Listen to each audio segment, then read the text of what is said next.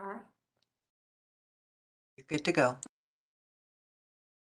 Good afternoon, everyone, and welcome to today's webinar. My name is Paula McCain. I'm a Recovery Business Advisor for the North Central Texas Small Business Development Center. Today is National Carbonated Beverage with Caffeine Day. So after the webinar, go get yourself a Dr. Pepper or a Coke or whatever. The SBDC is a leading provider of assistance for small businesses. We are grant funded, and because of that, we can offer our services to you at no cost. Today's webinar is entitled Driving Business with Email Marketing and is being presented by Eric Spellman. If you would, please put your questions in the chat room and let me tell you a little bit about Eric. Eric is an established leader in helping customers meet online goals through practical hands-on application. He's a featured speaker at national technology conferences and has been labeled the technology evangelist. His website is consistently ranks at the top of numerous Google searches globally. Thanks for joining us, Eric. We appreciate your time. My pleasure. I'm looking forward to this as well. So yeah, driving business with email marketing. People always ask me, they say, and by the way, is it time to start? Was that the cue to start? Yeah, go ahead. That's okay, fine. good. I want to make sure you weren't just waiting for me to go, oh, thank you. That's my segue. Exactly. Email marketing is so underestimated. I'm telling you, you small businesses out there, you need to pay attention to email marketing, and you don't need to dismiss it. You don't need to just poo-poo it away as something as, oh, that's spammy. Oh, that's sending spam. That's, junk email. No, don't dismiss it that easily. I'm here to tell you that if done correctly and legally, email marketing can make one of the biggest differences for you. Let's switch over. Let me share my presentation. And here we go. Okay. Email marketing is one of the best ways. And let me just tell you why. Let me tell you, it's almost better than social media. It's almost better than doing videos out there because email does the one thing that just about all other online things don't. Email comes to you. You don't have to go to it. See, with everything else, with social media, with videos, and with everything on the internet, you go to that. You choose to. You put in an address. You click on a link, and you go there. It requires you to take a step. But with email, that's not the case. With email, stuff lands in your inbox, and you have to deal with it. Even if you're going to ignore it, you still had to deal with it. You saw it. It's sitting there, okay? And that's one of the biggest advantages that email has, is that it actually gets past the gatekeepers in a company. It gets past all the little barriers that people put up to doing business with you, and it goes straight into their personal email box, their business email box. Now, what we're going to be talking about today is how you get them to open it, how you get them to forward it, share it with their friends, and how you can have more business if you do this correctly. Trust me, I'm speaking from experience here. Email marketing can be one of the greatest investments of time and resources that you have in trying to get your business to take off. But first, let's talk a little about the psychology, because let me just tell you, if you ever hear me speak, you'll know that I'm always talking psychology. I'm always talking psychology because if you understand how the mind works, you can sell anything to anyone. And I'm not talking about tricking them. I'm not talking about deceiving them. Don't hear that. I'm totally being ethical and honest when I say understanding how the human mind works and how we make decisions and how consumers make decisions on whether to pick up the phone and call you or not. It's all about psychology. I highly recommend that each one of you contact your SBDC counselor and simply ask them, hey, what courses at the college are on psychology? Even if it's just a basic 101, I recommend that every business owner take that course because it will help you. Okay. So one of the big things I learned when I took my basic psychology course in college was that everyone has ADD. Everyone, everyone has an attention problem, paying attention. And trust me, it's getting worse. Now, the reason isn't people. People aren't making a mistake here. People aren't the problem here. The problem is the amount of information. We are being overloaded with information. And when you have too much information coming in, you have to come up with ways to deal with it. And so what many of us have done is we've reduced the amount of patience we have. And what I mean by that is we don't wait long. We're not patient anymore. We don't wait. If we're not getting something, we're going to switch to something else waiting on us. We're going to get it done. And so what you have to do, small business owner, is understand that. You know, your passion is your company. But you know what their passion is not? Your company. You have to convince them to pay attention to you. They're not just going to pay attention to you because you smile at them. So pay attention to me because we're going to talk about ways to make sure they do pay attention. We're also going to talk about everyone is busy. Everyone is busy. We're going to talk about each one of these. Everyone has got stuff going on. Everyone has a list of things they should be doing instead of looking on their phone right now. Everyone is lazy. And what I mean by that is they would rather have it brought to them than have to go out and get it. We're going to talk about each one of these, but everyone is curious. And that is how we win this. That is how you as a small business owner win this and succeed with email marketing. So let's talk about everyone has ADD. Like I said, it is information overload. You know, back in the day when we only had 3 or 4 TV channels, remember that? I mean, the amount of information coming into your home was very limited. And encyclopedias were really the only other information you had at your home. Think about it. If you wanted more information, you had to make a trip to the library. So today is so much different. You know, you have access to just about every piece of information in the world from your phone, from your tablet, from your laptop, from your PC. The problem is there's so much of it. And so people have had to come up with strategies to deal with it. But in order to keep from spending 3 or 4 hours in Facebook, I see you. Instead of having to spend 3 or 4 hours in Facebook, people have learned that they need to go faster. Like even in Facebook, I'll just give you an example. Even in Facebook, people have taught themselves how to be more efficient. In other words, they're scrolling. Think this is you. Don't act like this isn't you. You're scrolling. What makes you stop scrolling in Facebook on your timeline? A picture. Okay, it caught your attention, got your curiosity, made you stop. And so when you do come across one of your friends' posts, you might scan it, but many times you won't read it, especially if it's long, you know.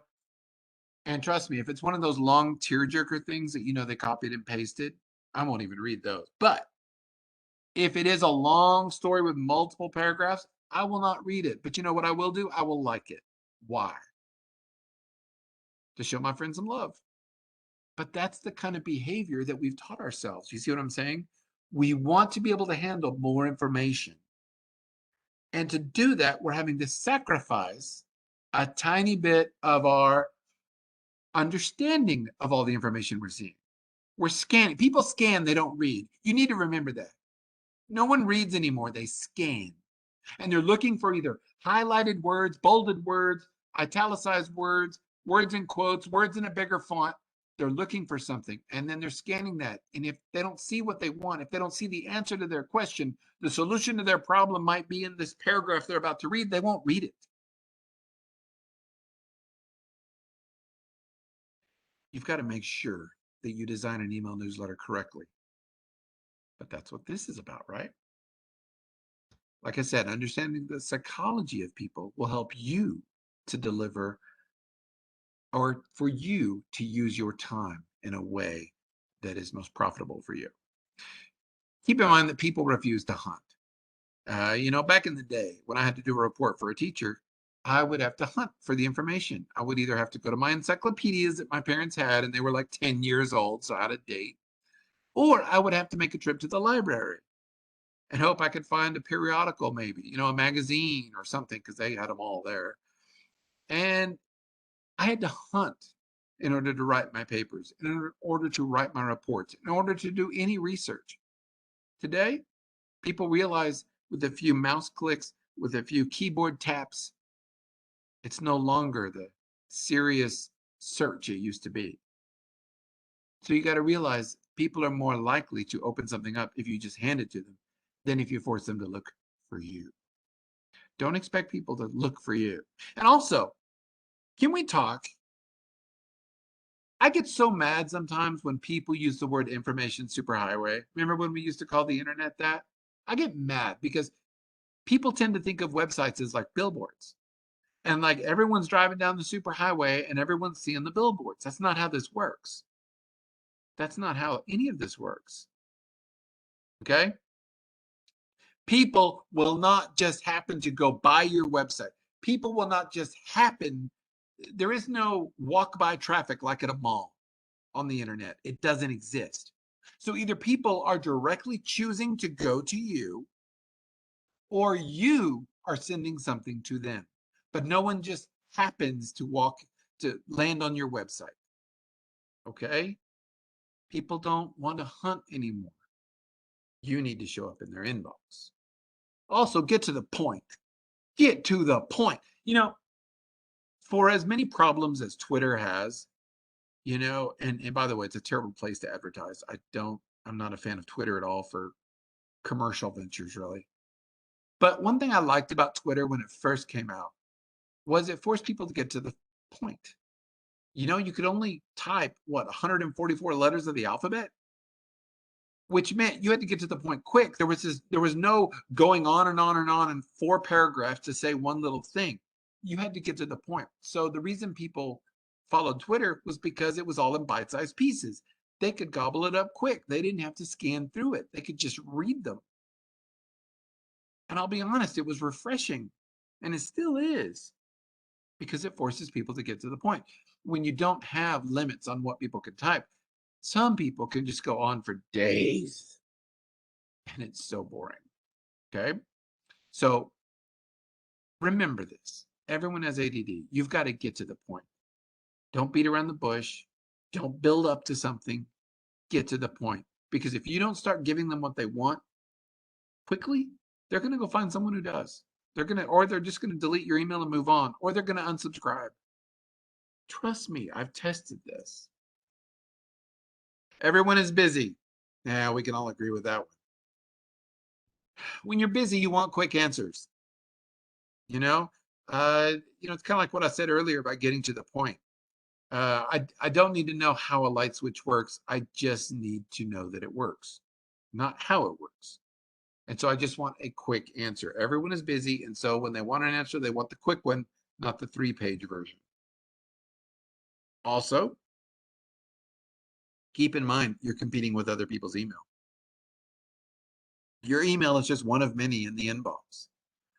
And I actually teach a class on inbox maintenance, believe it or not, and being efficient with your inbox and how to categorize and schedule and, turn your email into a way that you can access information anytime you want. I talk about that because so many people, their inboxes are full of email. I mean, full. And I'm talking thousands of emails. What I tell people is this: you need to realize that your inbox is like your mailbox in front of your house. When you go out and check your mail in front of your house, you don't pull out the mail, look at it, and then put the ones you don't want back in there, do you? No. You take all the mail out every time and take it back into your house. See, but with the inbox, y'all scan it, but y'all leave it there. You just leave it there in your inbox. I'm one of those 0 inbox people. I believe your inbox should have 0 email every day. And that the inbox, if you want to categorize it, that's fine. Move it to a folder, but do something with it. Either delete it Categorize it, do something with it. Don't just let it sit in your inbox. Anyway, I'm getting off topic. Remember, you're competing with other people's email. And some of these other people have inboxes that have thousands of emails in them. And if you want your email to stand out, if you want them to read your email, you're going to have to do better than them. Because trust me, no one reads every bit of their email. So many of us delete email without even reading it. And how do we make that decision? We'll get to that. Also, you're competing with TV. You know, they say more and more people are watching streaming everything, from streaming news to streaming movies, streaming TV. They're watching it. And when they're watching one of those shows, they're not on your website. They're not dealing with your company. And so you're competing with that. And trust me, that's even gotten more crazy as the years have gone on and become more competitive. Because now you can access your TV on things that aren't TVs everywhere. Like I have YouTube TV, which means it records my shows, yes, but it records them in the cloud and I can watch them on any device, anywhere on the planet. And so the concept of TV is kind of not there anymore. But the point is, it's competing for my attention. TV is competing for my attention, and it's gotten easier and easier to get my attention. So realize that if you want people thinking about your product, your service, you've got to get their attention. You've got to break their attention from things like TV. You're also competing with their life.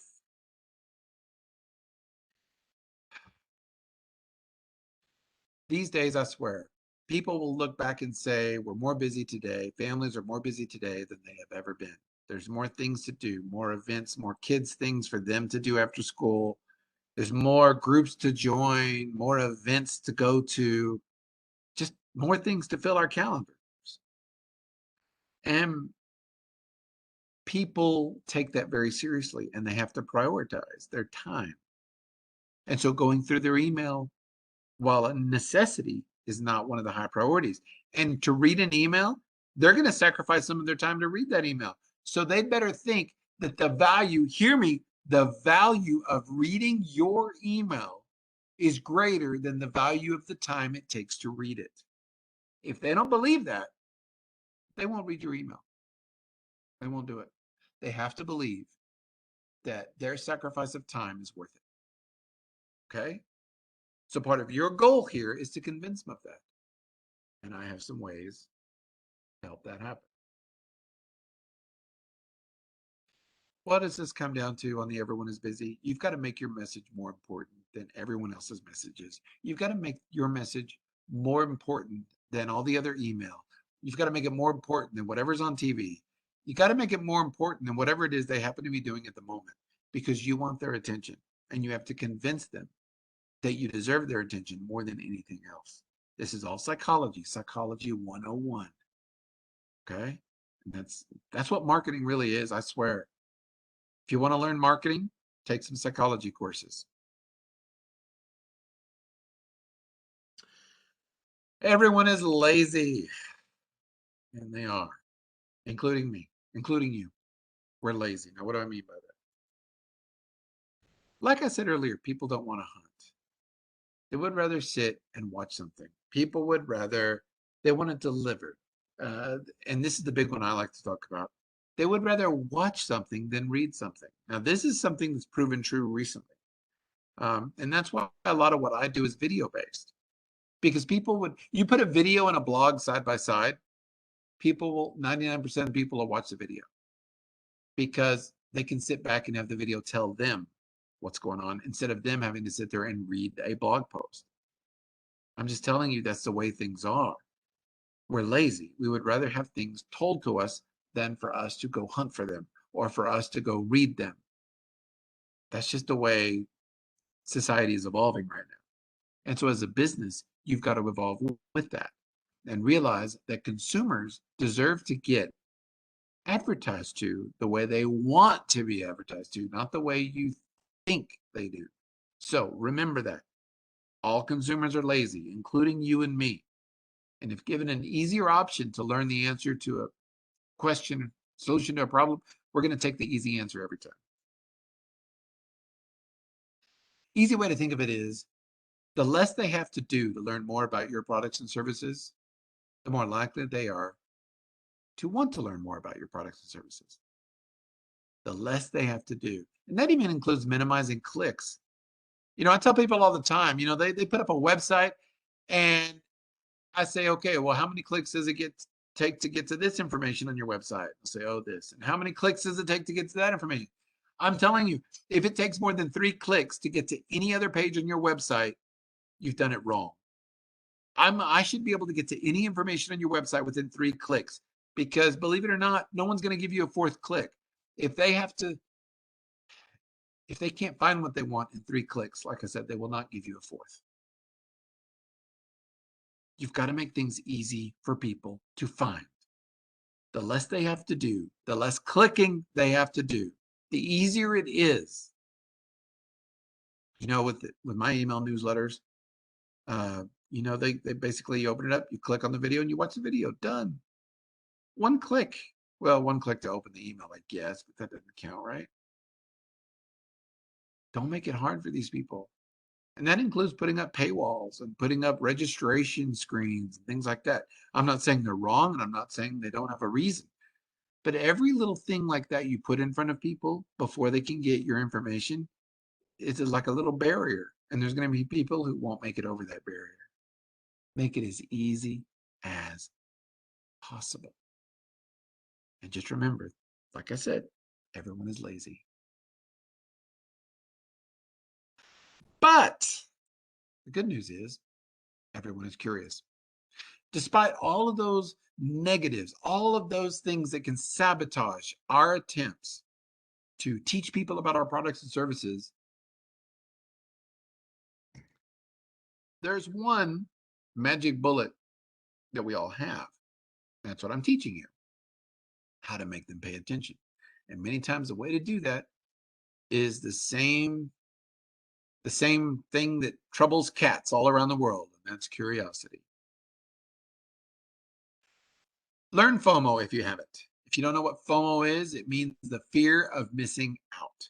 Fear of missing out. And it is a legit thing. It is a real thing. A lot of people have a fear of missing out. If they see a lot of other people doing something, they will want to do it because they don't want to be the one left out of doing it. It's kind of like, back in school, back in elementary school, the teacher would say, are there any volunteers? And no one would raise their hand because they're all scared. And then one person would, and then another person, and all of a sudden you start to see the majority of the class doing it and you realize what? I'm going to miss out. So you raise your hand. So understand that that's how society still works, even though we're not in elementary school anymore. The concept of FOMO is still monstrous. And so what we need to do as entrepreneurs, as small business owners, is to put people in a situation where if they don't read our newsletter, they're going to experience FOMO. Now, what do you want in all this? Do you want them to read your newsletter? Of course. But really, what is your secret goal? Your secret goal is a click. Let's back up just a little bit. When you do an email newsletter, what are you really trying to do? You're trying to sell products, right? You're trying to sell services. You're trying to make a buck. But the only way to do that is by convincing customers to reach out to you, convincing customers to look at your products and services so that they might choose something. Well, what you need them to do in that email newsletter is to click on a link that should take them back to your website. You see, people get this all wrong. They'll do an email newsletter and they'll talk about everything in it, but there's no links in it at all. That is stupid. Okay? The secret purpose of an email newsletter is to get people to click on a link, and you can have a bunch of them in there, at least one link getting them to your website.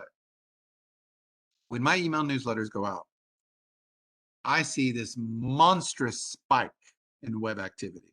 I mean, it's like 30 times the daily traffic I get on my website. And it lasts about 2 days. And it's after I send out my email newsletter. And that's because people are clicking inside the email newsletter and going to my website because that's what I want them to do. See, realize your goal is to get people to do what you want them to do. And you want to guide them down a path that eventually ends up with them buying something. Okay? But if you come on too strong, they're going to be pushed away by that. They don't like that high pressure sales, right? But if you don't come on strong enough, they're going to ignore you and go to the next guy. So you got to find that balance. But realize as a business owner, really all you're really wanting, all you're truly wanting, all your success is going to be based on getting them to click. Excuse me.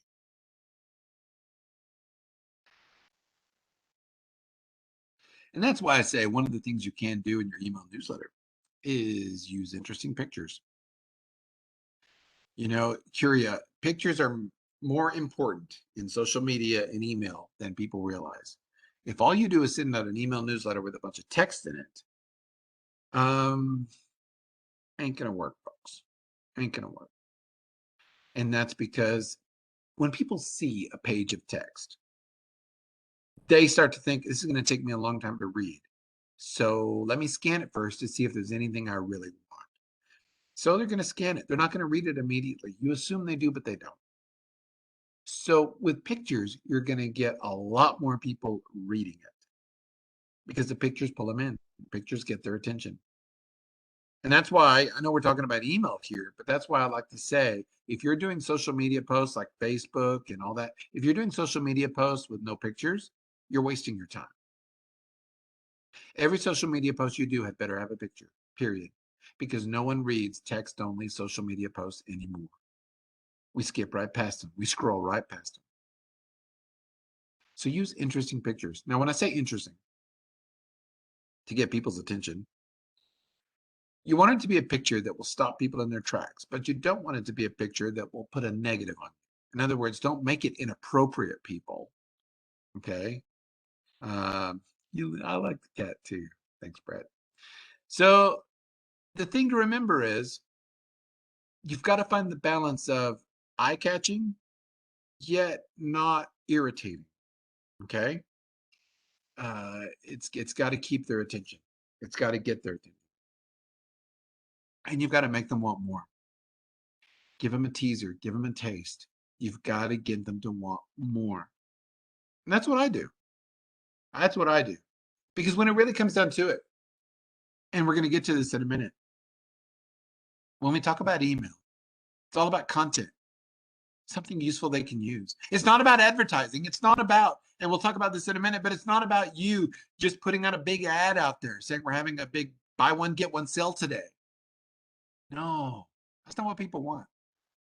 What people want is what? Solutions to problems and answers to questions. That's all they want. And if your email newsletter does not provide that, you're not going to have as much success as you could. Make them want more. So, what are the 5 critical steps that I've come up with? And we're going to talk in depth about each one of these. Okay? The 5 critical steps to have a successful email marketing program. Number 1, realize that people don't want what you sell. I know that's kind of shocking, and some of you may suddenly click off on this presentation because I've insulted you. I'm not trying to insult you. I'm just being real. No one wants what you sell. And I'll explain that in just a second, why that's true. Number 2, you need to get those email addresses correctly. You'd be surprised how many people screw this up. And might even end up accidentally breaking the law. Number 3, you need to use an email delivery service. Folks, you're not going to be sending these newsletters out just from your little email account. Okay? Can't do it. You got to use something else, and we'll talk about that. You've got to weigh, and we talked about this just a little bit, content versus advertising. How much of your newsletter is going to actually have useful stuff in it, and how much of it is going to be advertising, trying to get people to go to your website or to buy from you or to call you. Okay, you've got to figure out what that ratio is, and we'll talk about that. And number 5, and this, to me, this is like the most important one of all. You've got to value the subject line of that email. The subject line is the most important thing in the world, and it will totally determine whether your email campaign succeeds or fails. So first, probably got your attention when I told you that, didn't it? People don't want what you sell. They don't want what you sell. They want the solution to their problem. They want an answer to their question. The way I like to explain it is this. No one wants a shovel. They want a hole. But in order to get a hole, they have to have a shovel. You see what I'm saying? The shovel allows them to make the hole. So you've got to start asking your customers, what is it they actually want from you? They don't want an accountant. They want good numbers, and they won't suddenly go out of business because they have no money. No one wants a computer. They want access to information. No one wants a cell phone.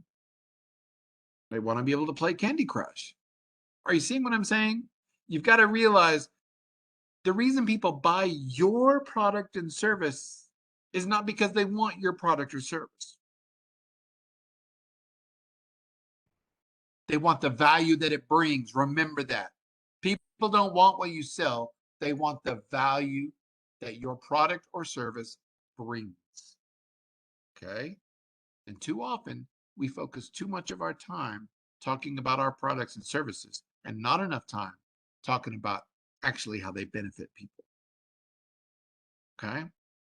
A feature list of your product's best features is not going to sell anything if they don't connect it with their problem. If they don't connect it with how it's going to solve their problem or help them in some way. Okay? Like I said earlier, people want a solution to their problem and an answer to their question. Think about it. That's the only reason we go to the internet right there. Oh, there's a third one, to be entertained. That's it. There's only 3 reasons we go to the internet. I need to solve a problem, I need to answer a question, or I want to be entertained. That's it. And so you've got to somehow work your products, your services into whichever one of those it fits. I mean, seriously, get with me here. I want you to think of your product, your service right now. What problem does your product or service solve? You ever thought about that? What's the problem that you solve? What is the problem that your product or service actually fixes? Or what question is it that your product is the answer to? I'm not saying what's your product. I'm saying what's the question that needs your product? What's the problem that needs your product? Have you ever thought about that? And here's the deal. If you don't talk enough about the problems that you solve, the questions that you answer, the opportunities that your products and services create, people will never make that connection and they will never want to part with their hard-earned money for your product or service. Stop talking about your products and services so much and start talking about the benefit. Start talking about the value. You know what I'm saying? Position your campaign on the value that your products and services bring, on the value, and understand the difference. How do you get those email addresses? Well, a lot of different ways, but I'll just tell you this right now. Whatever you do, do not buy a list of emails. Don't do it. Don't do it. Don't do it. Don't do it. First of all, it's illegal. That's right. I said it. It's illegal. And don't say, well, but I got a call from this guy who said it is legal. No, it's not. He's lying to you. It is illegal to buy a list of email addresses. And I know that because a law, a national law done by Congress back in 1996, the CAN-SPAM Act, you can look it up. In that act, it made it illegal to solicit someone to send something to their email and try to sell them something without them first having given you permission to do so. And yeah, if you break that law, if you start sending people stuff they don't want and you don't stop, you can be charged $10,000 per incident. And that's per email, by the way, per email. Do not buy email addresses. You're going to get them one at a time, just like I did. I have thousands of email addresses, and every single one of them I got one at a time. I might have got some of them at a conference, business cards. I might have got someone who just said, hey, can you add me to your list? Some people email me in, some people fill out a form on my website, but I got them all one at a time. Don't you ever buy an email address. You earn them one at a time. If people have not given you their email, if people have not given you permission to send them an email newsletter, and then they ask you to stop and you don't, they can come after you legally. I tell people all the time, incentivize collection of those email addresses. You want to get it done right. So let's just say some of y'all out there run restaurants. Now, restaurants are one of the few businesses that can actually get away with 100% advertising in their email. The rest of us can't. We can't just go in there and have 100% advertising in a newsletter. Okay? People would think that's spammy. They would think it's junk, and they wouldn't even read it after a while. But food places are a little different because, for instance, we have a pizza place in Amarillo, which is where I am. And every couple of days, it sends out a buy one, get one coupon or get a free large Dr. Pepper. You know, they'll send out little things. And I don't mind that at all. And I'll use them every once in a while. But if you're in food, that's fine. But if you're not in food, you're going to have something that gets them other than that. So what you can do is you can incentivize collection. So in the food industry, one of the ways they do that is with the birthday club. Have you ever seen how most restaurants have a birthday club? Do you know what that birthday club, you know what that's code for? They're not celebrating your birthday. They could give a whit about when you were born. When you hear the word birthday club, think newsletter, email newsletter, because that's what it is. They've simply renamed it. Notice how what they're asking you for is an email address and your birthday. And then you think all you're going to get is maybe a day or two before your birthday, a little email saying, hey, come in and get your free dessert. No, what happens? Every month at least, you're going to get an email from this restaurant reminding you they exist. You're on their newsletter list. And that is, restaurants have discovered that is one of the best ways to build their list. So they incentivize it. And the way that restaurants do it is they'll actually get waiters and waitresses and they'll say, hey, tell each of your people who come and sit at one of your tables about our birthday club. And at the end of the week, I will add up which waiter or waitress got the most email addresses, and that person will get $100. And so what restaurants do is they incentivize it. And I'm telling you, if you do this right, you could get hundreds of email addresses per week. Hundreds, if you're a restaurant. A good restaurant where people actually eat at. The conference fishbowl is probably for the rest of us. Okay. And that's where we see it the most. You know, I tell people all the time, you know, privacy doesn't exist anymore. Did you know that? Privacy doesn't exist anymore. People go, oh, yes, it does. I don't give my information to anybody. Yeah, you do. Yeah, you do. Think about it. Last time you were at a conference, and I know with COVID and everything, it's been a while, right? But last time you were at a conference, you remember the big vendor area, right? A big room, and all it had in it were little booths with tables, you know, for all these different vendors to sell you their stuff. And on every table is a fishbowl. And in every fishbowl is what? Business cards of attendees. Now, how did those business cards get in those fishbowls? Were these vendors coming up behind people and sneaking it out of their pockets? No. No. People were happily giving their information to these vendors and putting their own business cards in those fishbowls. Why? Why would someone do that? because they wanted to win the iPad, because they wanted to win the contest, or maybe they just wanted some cheap luggage tag. People, don't act like you think your information is valuable. You'll trade it for a t-shirt, okay? And so what I'm saying is you can grow your email newsletter base huge at any conferences you happen to go to by filling the fishbowl. But remember, in order to stay legal, it's not that you just collect business cards and you have all these business cards that you've gotten from this conference and you add them all to your list. You really can't do that. These people have to know that they're going to hear from you. So what I tell vendors, if they're at a conference, is that when you see someone about to put their card into your fishbowl, tell them, hey, not only are you entering for a chance to win the iPad, but we'll also be sending you some of our latest updates. Okay? Never, ever tell people they're getting on an email newsletter. That's what they're doing, yes, but don't use the word newsletter is what I'm saying. You can tell them you'll be mailing them, you're emailing them updates and specials and things like that, but just don't use the word newsletter. Okay, the word newsletter is a negative word. Talk about that in just a minute. Okay, you've got to use an email delivery service.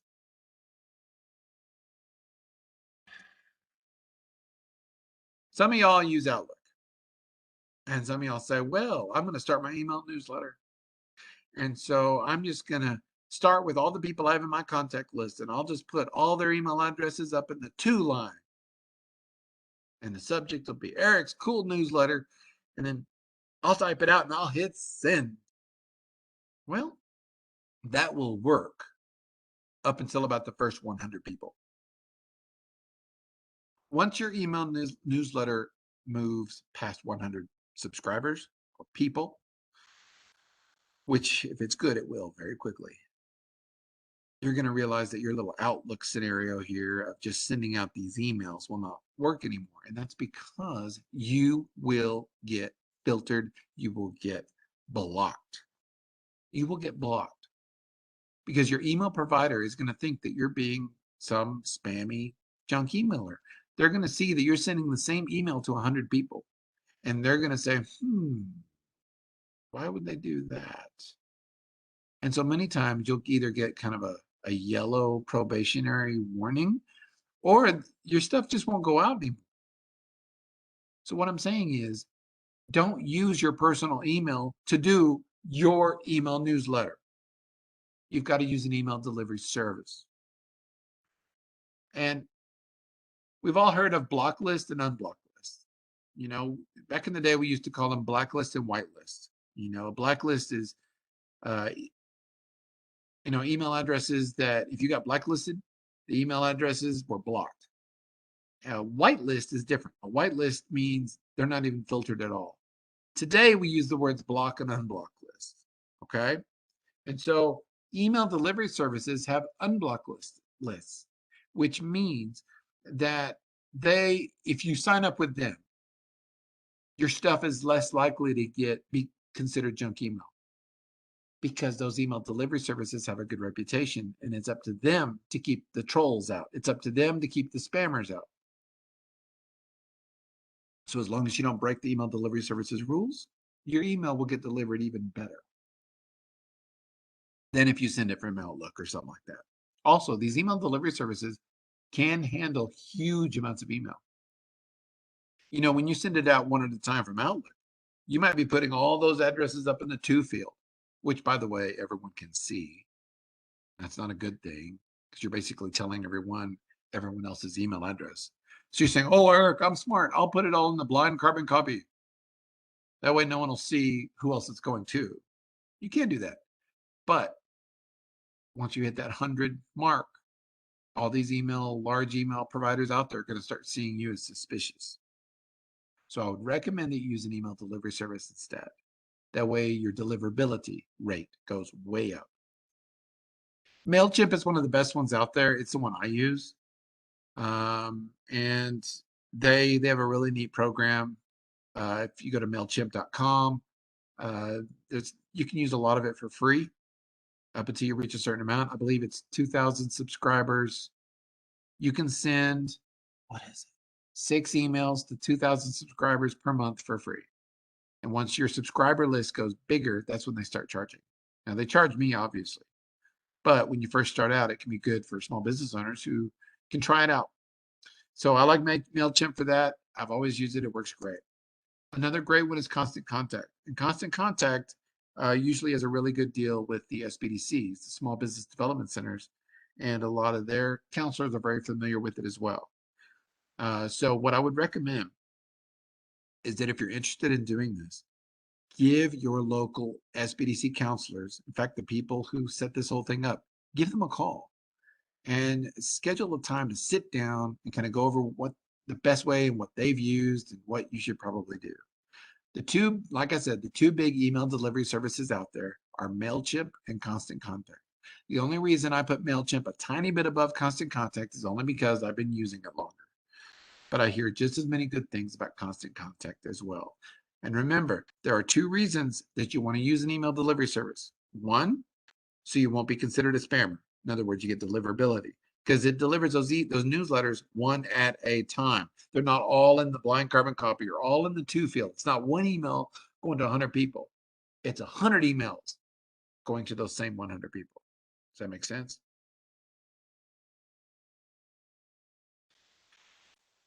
Give them content, people.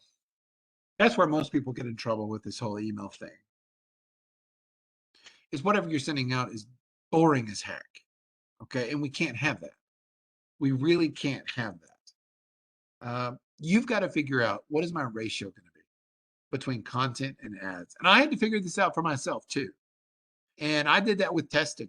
So in my email newsletters that I would send out, I remember when I first started, I was doing about 50-50. In other words, 50% advertising and 50% useful content.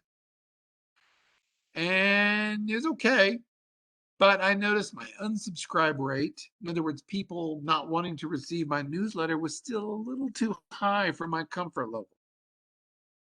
So I upped the content and I took it to 80-20.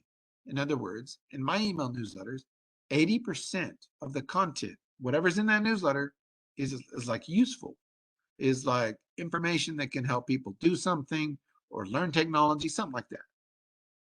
20% then is advertising for my company. Okay. And so I found out that seems to be the one for me, that ratio 80-20 works for me. But you've got to figure out what that ratio is for you. Remember, I told you earlier that if you're a restaurant, you can go 100% advertising and not worry too much. But non-restaurants, for whatever reason, really can't get away with that. And so don't even try. Don't think of an email newsletter as a way of sending ads out to people because they will not want that. No one subscribes to a newsletter to get advertised to. Did you hear me? No one subscribes to an email newsletter to get advertised to. If you don't give them something useful, they will unsubscribe from your newsletter.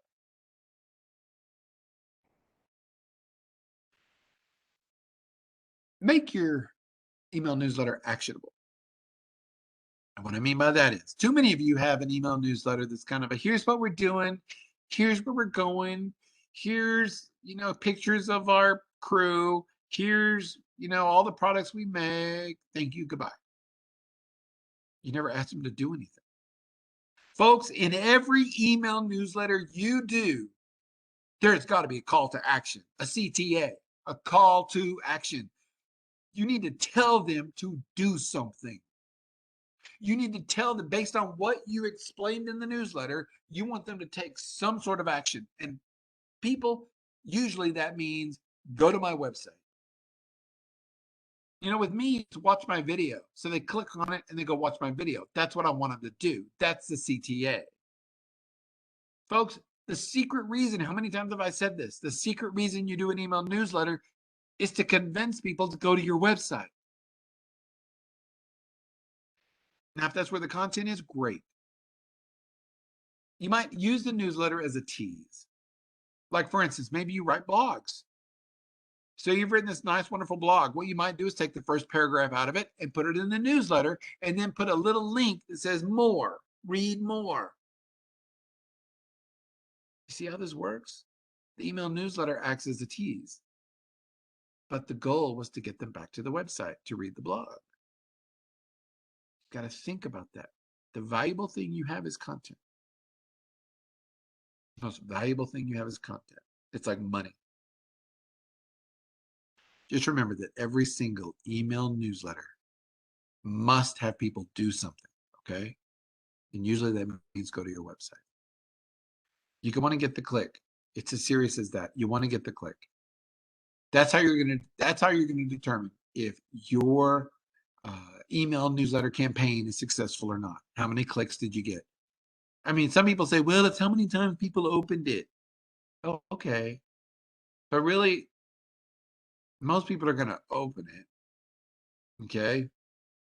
What you want is a click after that, because the click proves that they read it. A click proves that you convinced them to click. A click proves that they've decided to give a tiny bit of time to see what you're talking about. They've sacrificed a little bit of their time. You've made them think that there's going to be value in what they're about to see when they click. That's the true measure. How many clicks are you getting? The way I do my newsletters is with video. I mean, obviously, videos are what I do. Okay, ericspellman.com. You can see all my videos. I don't charge anything for them. I'm very excited about this because we recently, I think we just broke. Make sure I get this right. We just recently we're almost about to hit 2 million views. And the thing about it is, how do I get people to there? What is sending people to watch my videos? My email newsletter. My email newsletter. The email newsletter shows up and reminds them who you are. It brands you, and it also gives them a reason to go watch it. If all you do is put your videos up on YouTube and just expect people to find it, some may. And yeah, I've seen people go viral that way, but the majority of us, that's not how it's going to work. You got to proactively go after these people. I'm a big fan of video, big fan of video, big fan of video. In fact, I do talks just about how to do video. Simply because that's how today's generation wants to be spoken to. Not through blogs, not through websites even. They want video. You've got to weigh the content versus the advertising. You got to realize that your motivation is versus your readers. Okay? Your motivation versus your reader's motivation. Okay? Your motivation, why do you do the newsletter? I already told you this, right? To make money, to sell products and services. That's why you're doing the email newsletter, to market, to advertise, to convince people to come and try you out. But why do people read your newsletter? Not the same reason. They read your newsletter because what? They want to answer a question, solve a problem, or be entertained. So you got to realize the reason you do the newsletter and the reason they read the newsletter are not the same. And that's good. Okay? People tell me all the time, Eric, I love that video. I learned so much from it. I'm doing great. You know why Eric makes all those free videos on YouTube? Is because he's just a nice guy. You're starting to see how this works. Your motivation versus your reader's motivation. Understand the psychology of that. Also, you need to start watching your unsubscribe rate. Unsubscribe is, when you use an email delivery service, when people sign up or you add them, technically you're subscribing them, and they're going to receive a newsletter every time you send it out, kind of like a magazine. But there's going to be the option at the bottom of every email newsletter you do, and that's something that the email delivery service puts on there, not you, that gives them the ability to stop receiving these newsletters. And the law states that has to be on there. Did you know that? The law states that in any commercial email, there must be a way to click and stop receiving them. There must be a way for people to communicate back easily and for them to not receive anymore. So these email delivery services put an unsubscribe button.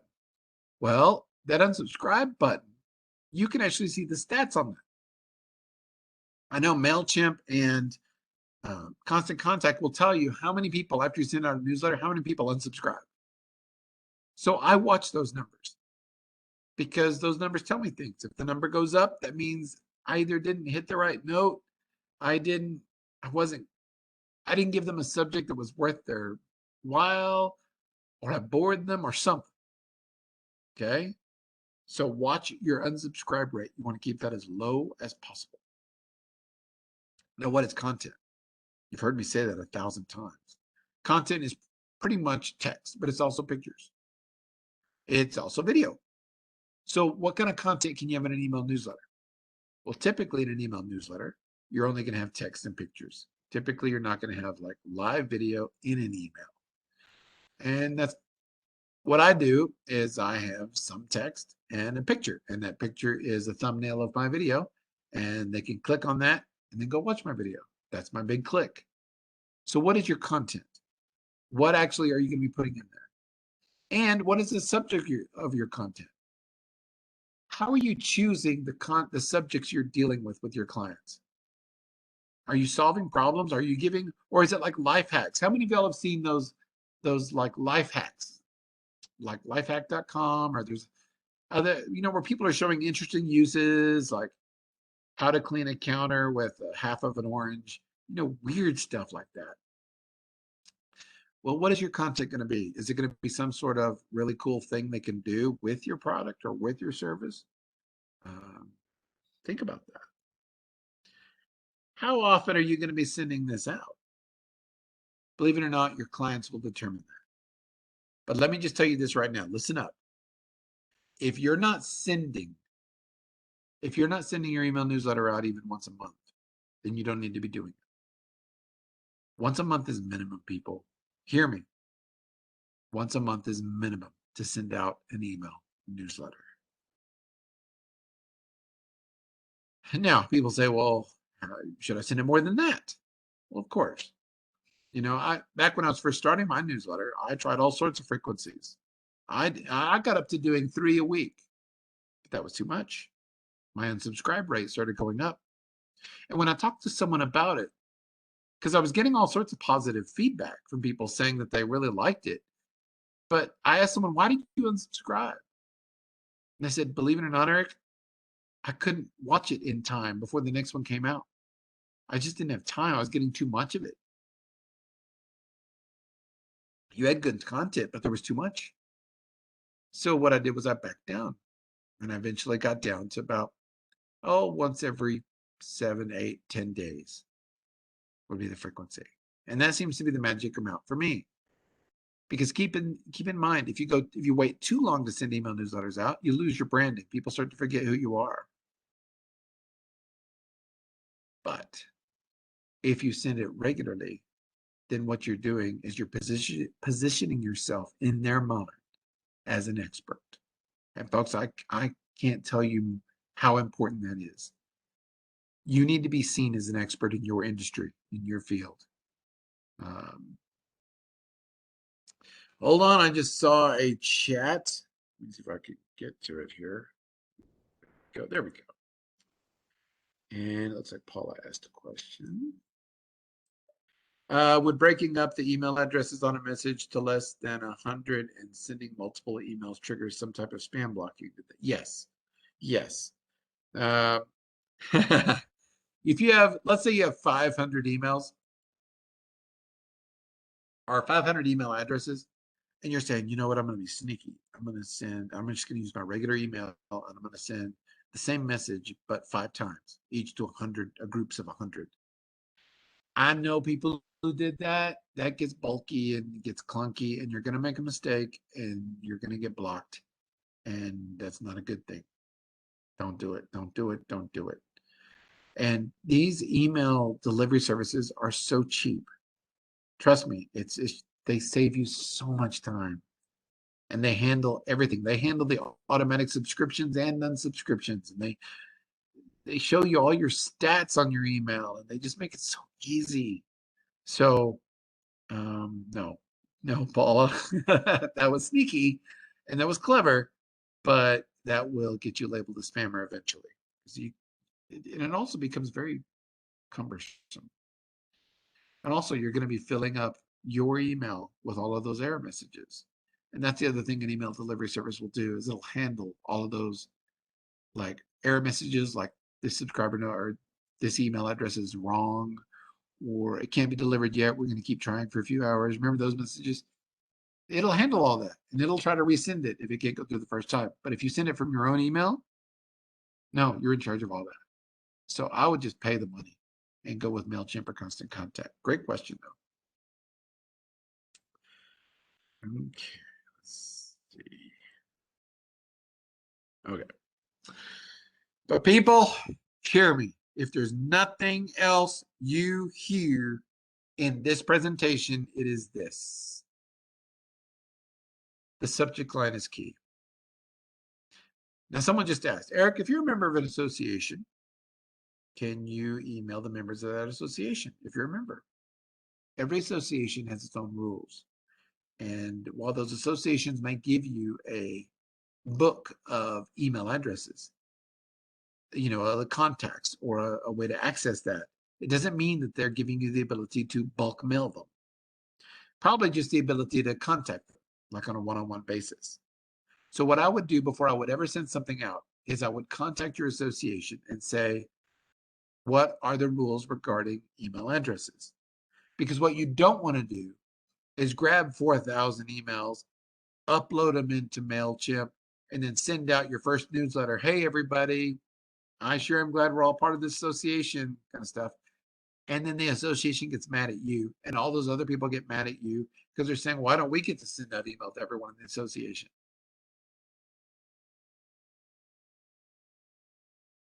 I don't think you're going to be able to do that, not without permission. And many times an association will charge you a little something or another, or the association may have their own email newsletter and may allow you to put something in it. It depends. So every association is different, but no, you do not automatically have the right to email everyone in an association, even if you have all their email addresses. You've got to realize your decision to open a piece of email is based on you looking at two things. This goes back to the psychology, okay? And you don't even realize you're doing this with your email. You probably show up every morning and open up your email thinking, oh my gosh, my inbox is going to be so full, especially Monday morning, right? And what do? So you don't want this to take forever. So what do? You will look at what? What are the two things you look at in your inbox to determine whether you will delete an email or open an email? Some of y'all are going, well, Eric, the third option, I could just leave it in my inbox. Anyway, they look at who's in it and they look at the subject. When people decide whether to open an email, the two things they're looking at is who it's from and what it's about. Well, you really can't control who it's from, and the who it's from should be you. But the what it's about is key. And let me just tell you, that's the whole purpose of the subject. Look at me. The purpose of the subject of an email in an email newsletter is to get people to open the email. That's it. The sole purpose of the subject of an email newsletter is to get them to open the newsletter. That's it. So if people aren't opening your newsletter, chances are the number one reason is because you've given it a boring subject. Learn the subject tease is what I call it. Well, I'll give you some examples here in a minute. Where reading the subject just makes them want to know more, which makes them want to watch it. Like, oh gosh, what's he talking about? I want to know more. That's what you want to have happen. So a good subject will make people curious, will make people want to open the email itself. Got to use power words. Now, what's a power word? I'll talk about this a little more depth in the next couple of slides, but power words are basically, in the marketing world, they're words that create visual images in someone's mind. They're powerful, powerful words that actually cause action many times. So for instance, the number one power word in all of marketing and all of advertising is the word free. Free will get people's attention more than anything else. Now, I'm not saying you need to use the word free in there because that comes across as cheesy and almost a little spammy. Okay. Other power words are things like critical, essential, urgent, things like that. You see what I'm saying? Use power words. Don't use boring language because it won't cause people to open it at all. Here's a big one. Whatever you do, don't you dare put the word newsletter in the subject. Like, for instance, when I first started my newsletter, you know what the subject was every single time? Spellman newsletter. That was it. Spellman newsletter. But then someone shared that little secret with me. That little secret I just told you. That not to use the word newsletter in there. Because here's the deal. No one wants a newsletter. Did you know that? No one wants an email newsletter. They want to learn something new. They want to solve a problem. Or they want to be entertained. And a newsletter doesn't do that. The word newsletter doesn't do that. So don't use the word newsletter. Restaurants learn to use the word birthday club. So what are you going to use? Some companies use the word like join our VIP list. And some like clothing places, you know what they'll say? They'll say when a customer's checking out, they'll say, we do have specials. We have online specials. Would you like to get notified when we have one of those online only specials? Well, sure. All I need your email address. Some places get the email address by saying, hey, we have a what? We have a special club, a discount savings club, and they're using your phone number for it, right? And you build up points and you can spend them on stuff. Well, usually as a part of that account, they're getting your email address too, so that they can add you to what? Their newsletter. So don't use the word newsletter. It's got to be something other than that. Newsletter is the worst word you could ever use. Now, you've heard me say it 1,000 times in this presentation because that's what it is. But what I'm saying is when talking to customers, don't call it a newsletter because it's just such a boring word. Learn from the tabloids. People say, Eric, how did you learn? How did you learn to do this? How did you learn to write good subjects? Believe it or not, I learned at the grocery store. And you can too. Next time you're at the grocery store, when you're about to check out and you've got your cart, you're in line, look over at the magazines and tabloids. You know the tabloids I'm talking about, like the Weekly World, talking about Bigfoot and aliens and the Bat Boy and all that. I want you to actually pay attention to those. And I don't need you to go pick it up and open it up. What I want you to do is just simply look at the cover. And when you do, I want you to notice the words they use. Trust me, there are people who work at those tabloids whose sole job is to come up with those titles. And the sole job of those titles on the covers of those tabloids is to convince you to pick it up when you're checking out. Well, that looks interesting. I want to read that. Okay. Let's see. Hold on. I saw someone else chat. Just 1 second. Go get to that. Oops. I'll get back to it in a minute, I guess. Okay. So yeah, learn from the tabloids. And even though we laugh at a lot of them, we really do. We laugh at a lot of them. I'm telling you, this is some brilliant stuff. Not the stuff they're making up, not the subject of it, but how they're marketing it. Okay. You start watching what they're saying on the fronts of these things, you will learn how to make great subject lines because those people have learned over time how to get people to pick up a tabloid. Keep in mind, their goal is for you to pick up the magazine. That's it. That's all they want you to do is pick it up because they know if you pick it up, about half of you won't put it back. Half of you will just throw it in the cart because you've already bought all these groceries and that's not going to add too much to it. And so might as well just get it. And a few of you are of the old school that believe if you pick up a magazine and kind of thumb through it, you're kind of obliged to buy it. And they know that too. So their goal is to get you to pick up that magazine, that tabloid. Keep in mind the shorter titles are better. I would rather it be a short, powerful title than a long, boring one. The shorter the better, because I can read it quicker. Remember what I told you about everyone not having time. Everyone has ADD. Also the power words. Okay, look at the power words over here. This one on the example I have here. Shoots is a very strong power word. It will get someone's attention and force them to read the whole title.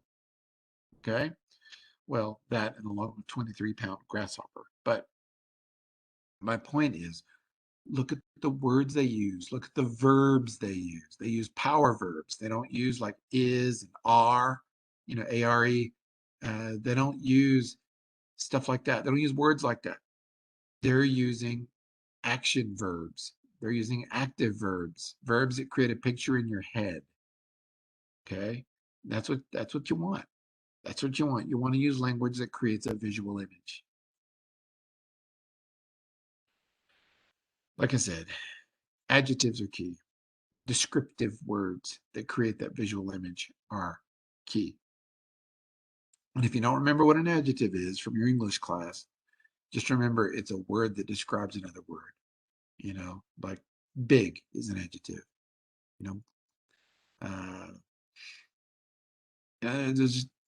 You can ugly is an adjective. Okay, it describes something else. It creates a visual image. So think about that, but don't make it so long that it becomes cumbersome. I would rather have short. Also, ask questions. Well, you know what? Instead of just kind of going down that line, let's do one. Let's create a subject, and let's start with a boring one. Okay? So let's say that you have a cookie company, and you have a cookie newsletter that you want to start sending out to people. So you decide, okay, our company called Cookie Co. is going to send out a newsletter. So the subject of our newsletter will be what? Cookie Co. newsletter. That's where we're starting. And that is awful. Don't you ever do that. So let's see if we can fix it. How can I make it? Okay, I got rid of the new word newsletter. Look at this. Learn what's new at Cookie Co. ! Now, why is this better? This is better because number one, it doesn't use the word newsletter. Number two, it kind of creates a sense of curiosity. Learn what's new. I wonder what's new. The exclamation point does send a sign of excitement. Okay. It's okay. I'll be honest with you. I would still give that one like a D. I mean, it's not the best, but it's better than Cookie Co. newsletter. Oh my gosh, unsubscribe me now. Look at the next one. Recipe : cookies that amaze. Now I want you to look closely at this one. This one uses a power word. Actually uses a few power words, but the first one is recipe. Recipes are content. Content people like. Well, a lot of people, or foodies, like recipes. They're all about recipes. And so what I'm basically promising them, and I put that as the first word in there, so that if they're reading the subject, they're scanning the subject, the first word they're going to see is what? Recipe. They know there's going to be valuable content in there. And then what do I put after that? Cookies that amaze. Amaze is another power word. And it's basically almost a promise. This email basically promises you will amaze people with what you learn in this email. Does that make sense? So yes, this subject is even better than the one before it. Take a look at this one. You burned the cookies. Now what? And this is interesting. I like this one a lot because what have I been telling you this whole time? Talk to people more about the problems they have and the questions they have so that you can discuss the solutions. This one directly addresses a common problem with cookies: burning them. And so what does it state? You burn the cookies. How many people can connect with that? A lot. And a lot do. And so they'll keep reading. Now what? And you're going, wait, there's a solution to that? Oh, I want to read that. This is a very good title. Okay. Also, it's not as formal. You'll notice it seems a little informal, almost conversational. And that's fine too. You can be informal. You don't have to be all, using the King's English all the time. Queen's English. Finally, look at this one. Look at this one. It's one of my favorites. 5-minute no-bake cookies. Impress the boss. This is one of my favorite titles for that. Why? Because look, what have I been telling you? No one has time anymore. They're all busy. Well, guess what? 5-minute no bake. That's 2 check boxes right now I like. Impress the boss, 3rd check mark. So see, it almost gives you a promise that you'll almost be better in your job. You will succeed if you make these cookies. You will financially prosper if you make these cookies. That's the inference anyway. 5-minute no-bake cookies. Impress the boss. Now, some of y'all may be looking at this and going, Eric, that sounds some of those subjects are sounding a little junk email-y, like too good to be true. Like, you're right. You have to know your audience, and every audience is different. And you need to make sure that you're using subjects that don't confuse or insult the intelligence of the people you're sending to. But it's got to appeal to it. It's got to appeal to those people. Just don't put that first subject that's up there, Cookie Code newsletter. That is awful. Awful.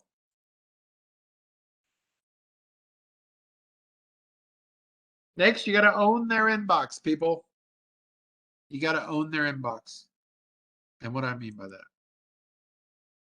avoid repetition. When you start sending the same stuff over and over and over again, people will unsubscribe. They've got to always feel, they've always be looking forward to what you're sending. They've got to always feel that they're going to get something new and something useful. And either be, you're going to make me laugh or I'm going to learn something. One of the two. I'm going to laugh or I'm going to learn. Entertain or educate. So avoid repetition. Don't do the same topic over and over and over again. Don't do the same ad over and over again. Make it from you. Don't make it from the company. I do not want the from to be the name of your company. I want it to be a name of a person, and it might even be the owner of the company, even if it's not the owner doing it. It needs to be the owner. People connect to people, not businesses. You need to remember that. People connect to people. And no one wants to read an email sent by a business, but you're more likely to read an email sent by a person. So make it from you or the boss or whoever. I shouldn't have to say this, but when you're sending out massive amounts of email like this, don't ever use attachments. Don't ever attach something, like a document or, something where you have to actually hit the little, paper clip and attach a document or a Word doc or whatever. Don't do that. Because a lot of systems, when they see huge amounts of email being sent with attachments, you will get blocked faster than anything. Attachments are because a lot of attachments can be viruses. And so a lot of these email systems they overprotect their users a little by preventing all attachments from being sent by mass mailers like you and me. So don't use any attachments. Send for MailChimp or Constant Contact. I already told you that. You've got to do that. Okay. If you expect it to be delivered. Because if all you're doing is sending it from your own personal email, eventually you're going to start getting blocked and you won't even realize it. And folks, when you get blocked, do you know how hard it is to get unblocked? Very hard. And you pretty much have to go groveling to Google and groveling to Yahoo and groveling to all these other email program places, and then beg forgiveness and say you'll never do it again. Rinse, review, and repeat. Figure out the frequency. We talked about that, how often you're going to send it.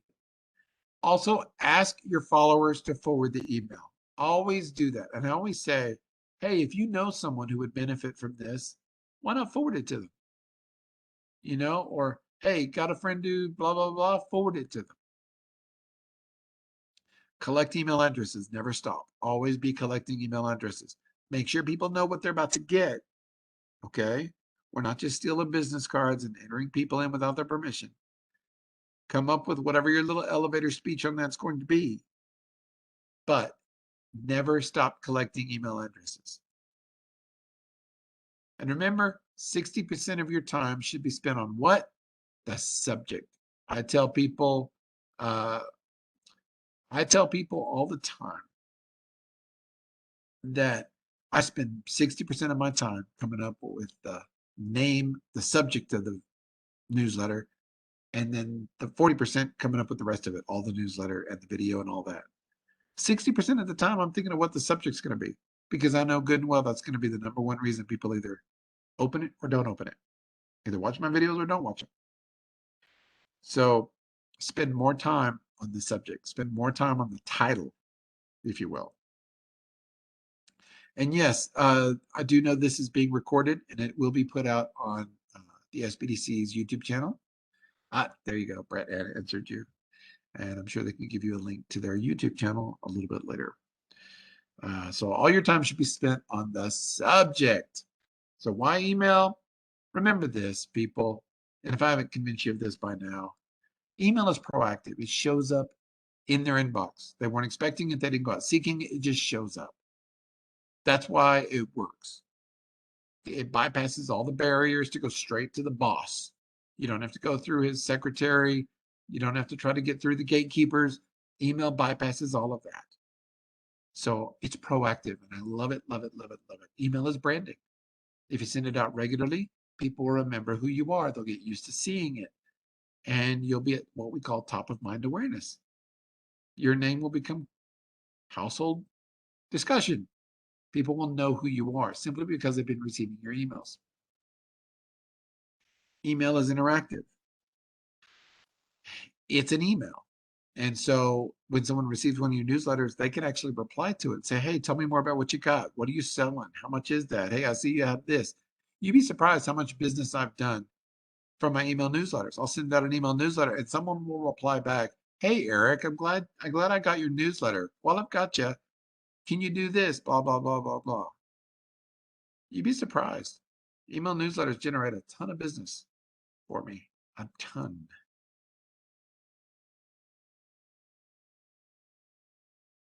Choose your content. Okay. And when we talk about choosing, where do you send them? You know, are you going to send them to a blog post? You're going to send them to a video, which is what I do. And the way I do that is in my email newsletters. You see this picture over here? This is the thumbnail of my video. And notice it even has a fake play button in the middle. And I put this in the email. And then when people open the email, they see this graphic. But I've made this entire graphic a link. And if they click on it, whether they click on the little fake place thing or not, they click anywhere on that graphic, it will take them to the page on my website where they can watch it. Okay. And so that's what I do. That's what I do. And that way they feel like they can watch it. And notice in the thumbnail for the video, it has the subject, which I spent 60% of my time coming up with. Okay. Has my logo, has my pretty face, and it has that play button. So, like I said, if you want to see examples of subjects, like I said, you can just go to my website, ericspellman.com, and click on videos and just look at the ones I have. I'm not trying to make any money off of this. I mean, watch my videos. I won't even know you watched them. But it'll show you what I mean about subjects. Okay. It'll show you what I mean about coming up with good titles. And I also go into a lot more depth on email and some other email tricks you can get in there. So, questions. Some of y'all have had questions in the middle of this, and I hope I've answered all of them. I think I only missed one. So are there questions on anything I have gone over from anybody? As Eric's saying, if you would please go ahead and put any questions you have in the chat box. I know that we've had the opportunity to answer a few of those, and thank you, Eric, for giving us not just amazing information again, but as well answering these questions as they went along. I absolutely have to ask you where the heck you came up with the shovel in the hole idea, because I can't quit thinking about it because it's so real. They do It come is. to you with a hole.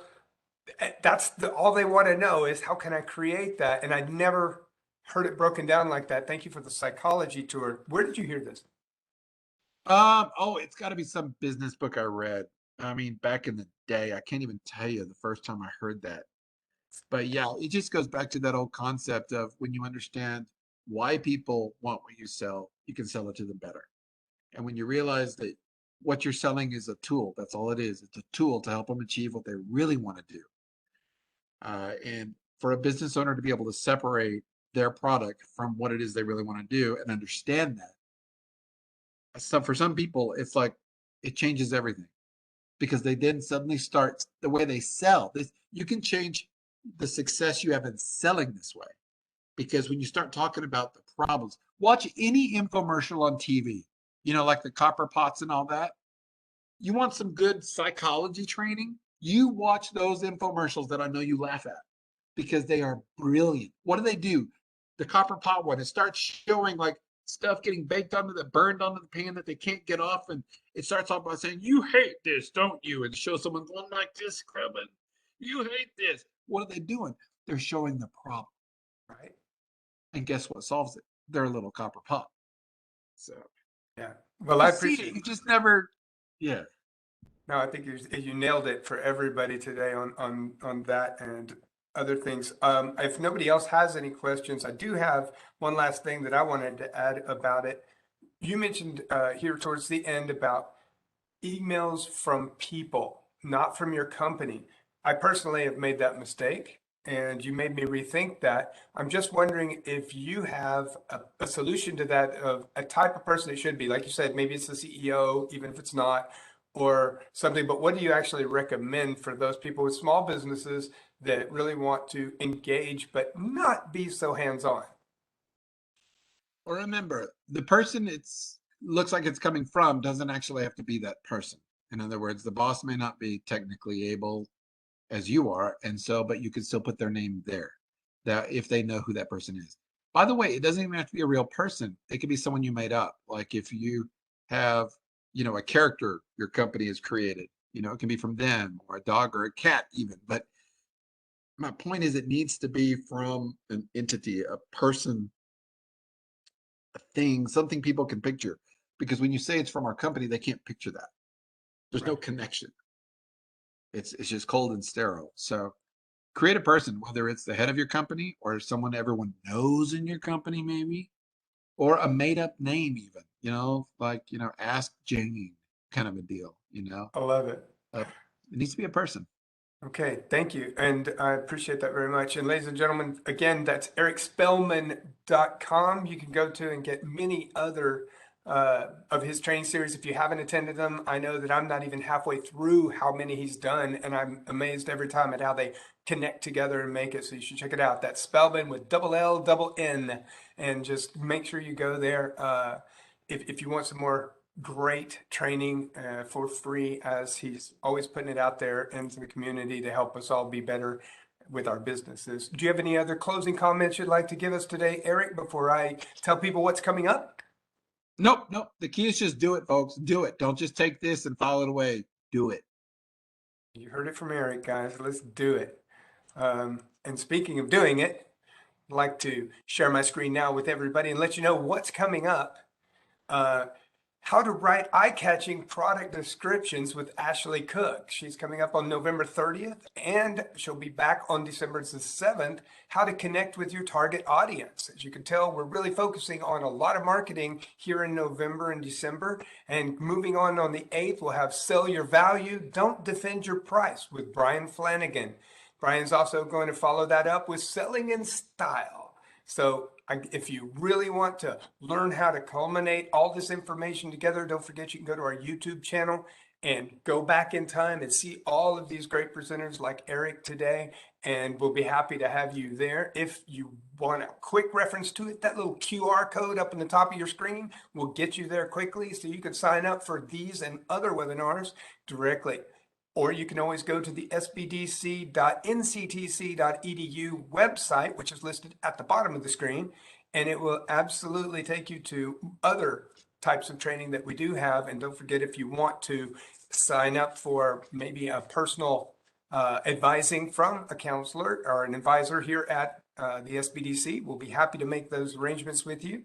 And right after this, we're also going to have a survey that will come out to each and every one of you that attended today. And for those of you who did not attend today but are reviewing this later on in the on the YouTube channel, if you have questions, please go ahead and forward them to us, and we'll be happy to send those on to Eric and see if he can get you an answer. So thank you so much for all of that. The SBDC website also has contact information and resources for small business owners like Size Up, just trying to find out a little more about things in your area that relate to your business in particular. We're happy to help you do research on that. And remember, we are funded, and we'd like to thank the Small Business Administration, the state of Texas, the North Central SBDC regional office, as well as North Central Texas College for making this webinar and all of the other training and available to you at no cost. We look forward to seeing you next time. Please have an amazing week. And if we don't see you before Thanksgiving, eat plenty and enjoy.